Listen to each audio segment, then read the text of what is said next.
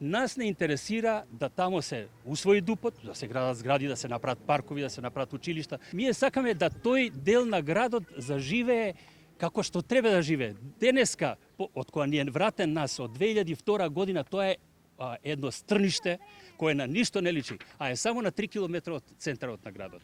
Значи, ние покушаваме да направиме напор да се усвои деталниот урбанистички план по кој таква една четврт не постои во Скопје. Ако, например, собственици на земјиште во рамки на Г14 не ви отстапат од параметрите кои што вие ги планирате за проширување на улица, не знам, за вметнување на образование, на деловни објекти, дали вие ќе можете да го спроведете ДУП-от, ако не го отстапат она што... Значи, доколку навистина сакаат и собствениците да се спроведе деталниот план, тогаш ќе мора да има соработка.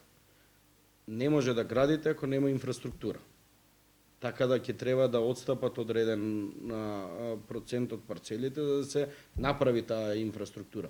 Доколку сметаат дека не треба да се отстапи, тогаш па и они нема да можат никогаш да го користат нивното земјиште. Така да општината е врзана со собствениците.